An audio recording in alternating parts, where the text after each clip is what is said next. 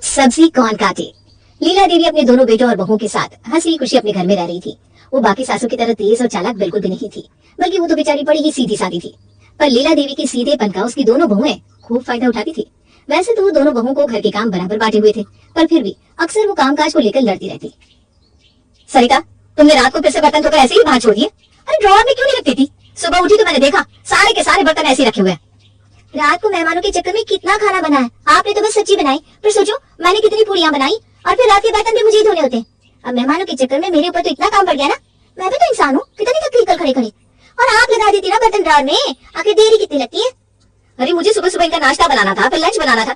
इनका तो ऑफिस जल्दी का है ना। अब बताओ, पहले ड्रॉअर में बर्तन लगाने बैठ गई तो कब नाश्ता बनेगा और कब लंच बनाऊंगी? अरे बहू, मेरी चाय बन गई क्या? कहाँ माँ, दीदी मुझे सुनाना बंद करे तब तो बनाऊं चाय। अरे मैंने बस वही तो करने को बोला जो तुम्हारा काम है। मेरा काम इतना ज्यादा और आपका इतना सा काम? मेरा काम कोई कम नहीं है। अरे अरे क्या बात हुई है, बताओ।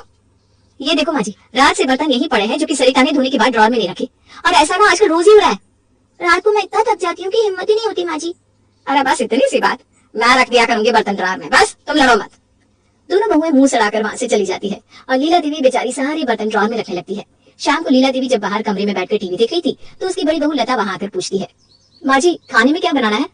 देखो फ्रिज में क्या क्या रखा है। फ्रिज में तो भिंडी रखी हुई है बस। हाँ तो ऐसा कर भिंडी ही बना ले। ठीक है माँ जी। लता फ्रिज से भिंडी निकालने लगती है। पहले इतने भिंडी को काटो, एक एक भिंडी को चेक करो कि उसमें कहीं कीड़ा तो नहीं, तब जाकर ये भिंडी पकेगी। ये सब्जी काटना क्या मुसीबत का काम है? अच्छा तो आज भिंडी बन रही है, सही है, इनको तो भिंडी बड़ी ही पसंद है। हाँ पर इतनी सारी भिंडी बनने के बाद जरा सी हो जाती है, कम से कम 1 किलो भिंडी बनानी पड़ेगी, तब जाकर सबको पूरी पड़ेगी। एक काम करो, थोड़ी सी भिंडी तुम भी कटवा दो। अरे पर सब्जी बनाना तो आपका काम है। अरे तो सब्जी बनाना है ना, सब्जी काटना थोड़ी ना है। देखो जो सब्जी बनाएगा वही तो सब्जी काटेगा, वैसे भी आपका काम है ही क्या, यूं छौंक लगाया और हो गया। मुझे देखो अभी आटा गूंदूंगी, उसके बाद फिर जाकर एक एक रोटी पकाऊंगी। अरे तुम्हारे पति को ही सबसे ज्यादा भिंडी चाहिए होती है, तो थोड़ी मदद तो करनी पड़ेगी ना। और जब आपके पति 2 रोटी फालतू खाते हैं तो क्या आप मेरी मदद करती हो? अब सब्जी काटने के पीछे दोनों देवरानी जेठानी में फिर से बहस छिड़ जाती है। दोनों एक दूसरे को सुनाने लगती है। उनकी आवाज सुनकर लीला देवी टीवी छोड़ के जल्दी से रसोई में भागती है। अरे अरे बहू क्या हो गया, क्यों लड़ रही हो दोनों? देखिए ना माँ जी, सुबह बर्तनों के पीछे मुझे इतना सुना रही थी, अब बोल रही है भिंडी कटवाओ। अरे जब सब्जी बनाना इनका काम है तो काटना भी तो इनका हुआ ना। वैसे भी सब्जी बनाना सबसे आसान काम है। क्या आसान काम है? पता है आधा घंटा तो सब्जी काटने में लग जाता है। अरे अरे बस करो तुम, सब्जी काटनी है ना, ला मुझे दे भिंडी, मैं काट देती हूँ, और आगे से ना सब्जी मुझे ही दे दिया करना, मैं काट कर रख दूंगी। लीला देवी सारी भिंडी खुद काटने बैठ जाती है। ये देखकर सरिता को बड़ी चिढ़ होती है कि माँ जी तो उसकी जेठानी का सारा काम करवा रही है। अब जब सरिता रसोई में गर्मी में खड़ी आटा गूंदने लगती है तो वह लता 2 मिनट में भिंडी छोंक कर निकल जाती है। ये देखकर सरिता और आग बबूला हो जाती है। मैं ही पागल हूँ क्या? ये तो आई 2 मिनट में सब्जी में छौंक लगा कर चली गई। मैं तो एक एक रोटी बनाऊं, फिर उसे सेकूं, फिर घी लगाऊं। मुझे इतना मुश्किल काम दे दिया और इनको इतना आसान, ये तो सरासर गलत है। अरे सरिता रोटियां बन गई हो तो डाइनिंग टेबल पर लगा दो, मैं सब्जी ले जा रही हूँ। रोटियां बनाना आपकी सब्जी बनाने जैसा नहीं है, बस यूं ली और डाल दी कढ़ाई में यार बन गई। एक एक रोटी बेलकर सेकनी पड़ती है, टाइम लगता है। अरे तो रोटी जैसे बनती है वैसे ही तो बनाऊंगी ना। मैं तो इसलिए बोल रही हूँ क्योंकि सब बाहर खाना खाने के लिए बैठ गए, पर यहाँ तो रोटियों का तो पता ही नहीं है। ठीक काम करो, ये लो चकला और बेलो रोटी, मैं फटाफट सेक देती हूँ। अरे भाई मेरा काम मैं कर चुकी हूँ, तुम इतनी देर से रसोई में आती हो तो इसमें मेरी कोई गलती नहीं है। मैं तो सब्जी लेकर बाहर जा रही हूँ, तुम रोटी ले आना जल्दी से। सब लोग डाइनिंग टेबल पर बैठे खाने का इंतजार कर रहे थे। लता सब्जी टेबल पर रखकर सबके साथ बैठ जाती है। अरे क्या आज खाने में बस सब्जी ही मिलेगी, रोटियां कहाँ है? रोटियां तो अभी बनी ही नहीं है। अभी तक रोटी नहीं बनी? मैं देखती हूँ अभी जाकर।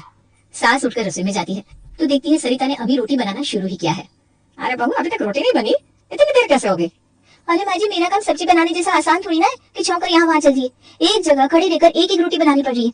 मैंने अभी दीदी को बोला भी था कि आप रोटी बेल दो और मैं सेक देती हूँ, पर वो कहाँ मेरी कोई मदद करेंगी। अरे कोई ना बहू, मैं तेरी मदद कर देती हूँ, ला मैं रोटी बेल देती हूँ और तू सेक दे। अब लीला देवी सरिता से बेलन लेकर रोटियां खुद बेलने लगती है। सरिता बस खड़े खड़े रोटियां सेक देती है। उस रात को सबको बड़ी ही देर से खाना नसीब होता है। अब घर की स्थिति ऐसी हो चुकी थी कि अक्सर देवरानी जेठानी में काम के पीछे झगड़े होने लगे हैं। लीला देवी अक्सर उन झगड़ों को निपटाने के चक्कर में खुद ही काम करने लगती है। धीरे धीरे करके लीला देवी के सर पर कब इतना काम पड़ जाता है कि उसे एहसास भी नहीं होता। एक दिन जब लीला देवी छज्जे पर कपड़े सुखा रही थी कि अचानक उसकी बहन घर आ जाती है। लीला, अरे ओ लीला, अरे कोई घर पर है कि नहीं? अरे शांति है ये क्या, मैं बस अभी आई। अरे तू है कहाँ? अरे छज्जे पर कपड़े सुखा रही थी, तू बैठ और बता चाय बनाओगे ठंडा? तू पहले यहाँ बैठ और ये बेटा तेरी दोनों बहुएं कहाँ है जो तू कपड़े सुखा रही है? अरे कपड़े तो बहू ने मशीन में डाले थे, वो तो बस मैंने थोड़ी मदद कर दी। तू भी ना कभी नहीं समझेगी। शांति 2 दिन अपनी बहन के घर ही रुकती है। शाम को जब दोनों बहनें बैठकर चाय के साथ गप्पे मार रही थी तो लीला कहती है, चल मैं ना जरा बहू के साथ रोटी बिलवा दूं, फिर दोनों बहन बैठकर खूब बातें करेंगे। अभी दिन में तुम कपड़े सुखा रही थी, थोड़ी देर पहले सब्जी काट रही थी, उसके बाद तुमने सारे बर्तन ड्रॉअर में लगाए और फिर किचन की सफाई भी की। अब तुम बोल रही हो कि तुम रोटी बेलने जा रही हो। ये सब आखिर हो क्या रहा है? अरे बहन क्या बताऊं, मेरी दोनों बहुएं अक्सर इन छोटे छोटे कामों के पीछे लड़ जाती है, तो बस घर में शांति बनी रहे इसीलिए मैं थोड़ी मदद कर देती हूँ। अरे तो दोनों को बराबर बराबर काम बांटते ना, क्या दिक्कत है? कोई लड़ाई झगड़ा होगा ही नहीं। अरे सब बांट रखा है, फिर भी लड़ाई खत्म नहीं होती। अगर बड़ी बहू सब्जी बनाती है तो सब्जी काटने पर लड़ाई, छोटी बहू रोटी बनाती है तो रोटी बेलने पर लड़ाई, कोई कपड़े धोता है तो सुखाने की लड़ाई, बर्तन मांझ कर उन्हें लगाने की भी लड़ाई। अब कैसे काम बांटूं, इसीलिए मैं खुद कर लेती हूँ। ये तो बड़ी ही समस्या है। पर अब क्या कर सकते हैं। खैर चल तू बैठ, मैं भी आई। लीला देवी रसोई में जाती है, पर शांति देवी का दिमाग शांत नहीं रहता। उसे अपनी बहन के साथ जो हो रहा था बिल्कुल अच्छा नहीं लगता और वो दोनों बहुओं को सबक सिखाने का ठान लेती है। बहुत बेवकूफ बना लिया इन दोनों ने मेरी बहन को, अब मैं इनको अच्छा सबक सिखाऊंगी। शांति रात को अकेले में अपनी बहन लीला के साथ बैठकर उसे समझाती है कि कैसे उसकी दोनों बहुएं उसे पागल बना रही है। इन दोनों की लड़ाई में तू पीस रही है बस, ये दोनों तुझे पागल बना रही है और तू बन भी रही है। थोड़ी अकल लगा अपनी। अरे पर मैं क्या कर सकती हूँ, हर वक्त दोनों छोटे छोटे कामों पर लड़ना शुरू कर देती है। अब कैसे भी लड़ाई खत्म हो यही सोचकर मैं ही बोल देती हूँ कि ये काम मैं कर दूंगी। हाँ तो बहुत कर लिया तूने काम। अरे जिंदगी भर तूने कम काम किया है क्या, जो अब दो तो बहुओं के होते हुए भी काम करेगी? ये सब घर के काम करना इनका ही काम है और इनको ही करने पड़ेंगे। अरे तो ये दोनों फिर से लड़ना शुरू कर देंगी, देख। हाँ जैसे चल रहा है ना वैसे ही ठीक है। अरे बहन तू मेरी बात तो सुन, मेरे पास एक बहुत ही बढ़िया आइडिया है जिससे ना ये खुद तुझे आकर बोलेंगी कि माँ जी आप रहने दो, ये काम हम खुद कर लेंगे। अरे ऐसा तो सपने में भी मुमकिन नहीं है। अरे बस तू वैसे वैसे करती जा जैसा मैं तुझे बता रही हूँ। शांति अपनी बहन लीला के कान में कुछ बोलती है। क्या ये आइडिया काम करेगा? अरे बिल्कुल करेगा, तू बस कल से ऐसे ही करना। अब शांति को तो अगले दिन का बेसब्री से इंतजार था, पर लीला थोड़ी घबराई हुई थी कि वो ये सब आखिर कैसे करेगी। उसे तो उस रात ठीक से नींद भी नहीं आती। फिर अगले दिन लता सब्जी बनाने के लिए फ्रिज से बैंगन निकालकर अपनी सास के पास जाती है। माँ जी फ्रिज में बस बैंगन ही पड़े हैं, तो आज दिन के खाने में आलू बैंगन बना देती हूँ। हाँ हाँ ठीक है बहू, आलू बैंगन ही बना दो। ये लीजिए माँ जी, आप ये काट दो। हाँ बहू यही रख दे, मैं काट दूंगी। ये लो चाकू और काटो। अब लीला देवी आलू काटना शुरू करती है और वो इतने मोटे मोटे आलू काट देती है कि उसे आलू को काटने में 2 मिनट भी नहीं लगते। देख शांति ये ठीक है ना, ऐसे ही काटने थे ना। बहुत बढ़िया बहन। अब ये ले बैंगन और इसको इतना बारीक काट दे कि बस कढ़ाई में डालते ही खुल जाए। ये मैं ठीक तो कर रही हूँ ना? अरे ज्यादा सोच मत, ले काट दे फटाफट इस बैंगन को। लीला देवी बिल्कुल वैसे ही बारीक बारीक बैंगन काट देती है। अब वो कटी हुई सब्जी ले जाकर रसोई में रख देती है और फिर जब लता वहां सब्जी बनाने आती है तो आलू बैंगन देखकर बड़ी हैरान हो जाती है। ये माँ जी ने कैसे सब्जी काटी है, इससे अच्छा तो मैं ही काट लेती। खैर मुझे क्या, मेरा आधा काम तो खत्म हो गया ना। लता आलू बैंगन की सब्जी बनाकर रख देती है। अब आती है सरिता की रोटी बनाने की बारी। सरिता आटा गूंथकर अपनी सास को बुलाकर लाती है, पर लीला देवी को अब अच्छे से पता था कि उसे क्या करना है। लीजिए माँ जी चकला बेलन और रोटी बेल दीजिए, मैं रोटी सेक देती हूँ। हाँ हाँ बहू देख कैसे फटाफट सारी रोटियां बेल देती हूँ। लीला देवी बेलन उठाती है और ऐसी मोटी मोटी रोटियां बेल कर रख देती है कि उनको सेकते सेकते सरिता के पसीने छूट जाते हैं। माँ जी ये रोटी जरा सी पतली कर देते तो जल्दी सीख जाती ना। अरे देख बेटा मेरा काम रोटी बेलना है, पहले तुझसे रोटी नहीं बेली जा रही थी, अब सीख भी नहीं जा रही क्या? ऐसा है तो तू बाहर जाकर आराम से बैठ जा, रोटियां सेकने का काम भी वही कर दूंगी बस। नहीं माँ जी जैसे बेल रही हूँ वैसे ही बेल दो। सरिता को एक एक रोटी सेकने में इतनी देर लग जाती है कि सब भूख से बेहाल हो जाते हैं। अरे सरिता जल्दी से रोटी ले आओ, बहुत भूख लग रही है। अभी लाई। आज तो ये रोटी बिरबल की खिचड़ी से कम नहीं लग रही मुझे।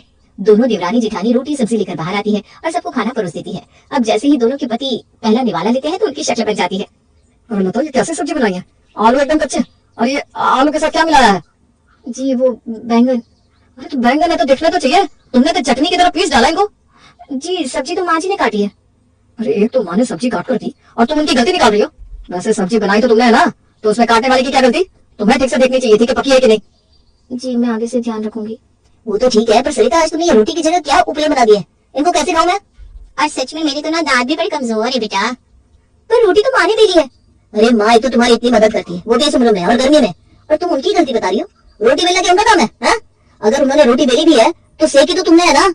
अरे बच्चों तुम अपनी बेटियों को मत डांटो, इसमें मेरी ही गलती है। मैं कल से ना ठीक से काम करूंगी। ये कैसी बात करिए माँ, इसमें आपकी कोई गलती नहीं है, ये काम इनके हैं आपके नहीं। दोनों भाई गुस्से में वहां से उठकर चले जाते हैं और उनके पीछे पीछे उनकी बीवियां भी। देखा आया ना मजा, अब बस तू देखती जा कैसे तेरे दोनों बहुओं को मैं लाइन पर ले आती हूँ। अरे पर अब आगे क्या करना है? अरे अभी सब्र रख, आराम आराम से सब करना है। रात होती है और सरिता बर्तन धोकर निकाल लेती है। अब लीला देवी का काम सारे बर्तन ड्रॉर में रखने का था। वो देखती है कि बर्तनों में सरिता की माँ का दिया हुआ बड़ा ही सुंदर कांच का बॉल रखा है। बस फिर लीला दीदी पहले तो कुछ बर्तन अच्छे से ड्रॉर में लगा देती है और वो बाउल को उठाकर नीचे गिरा देती है। आवाज सुनकर सरिता दौड़ कर आती है। क्या हुआ माँ जी? अरे बहू, वो मैं बर्तन लगा रही थी ना तो ये गिर गया। हाँ, हे भगवान, ये क्या हो गया? ये तो वही बाउल है जो मेरे भैया पेरिस से ले आए थे। ये इम्पोर्टेड था माँ जी। अरे मैं क्या जानू इम्पोर्टेड, मैं तो बर्तन रख रही थी और ये मेरे हाथ से छूट गया। माँ जी आप एक काम करो, आप अंदर जाओ, ये सब मैं कर लूंगी। अरे पर बेटा तुझे और भी तो काम होंगे ना। नहीं माँ जी, मुझे कोई काम नहीं, आप जाओ, मैं कर लूंगी ये। अच्छा, जैसी तेरी मर्जी। लीला देवी सारी बात अंदर जाकर अपनी बहन को बताती है और दोनों बहनें खूब हंसती है। अगले दिन लता हमेशा की तरह ढेर सारा पालक अपनी सास को लाकर थमा देती है। अब लीला देवी भी वो लीला देवी नहीं थी जो चुपचाप उसका काम कर देती। उन्होंने पालक साफ तो किया, पर ऐसा किया कि शांति भी देखती रह गई। माँ जी, पालक काट दिया आपने?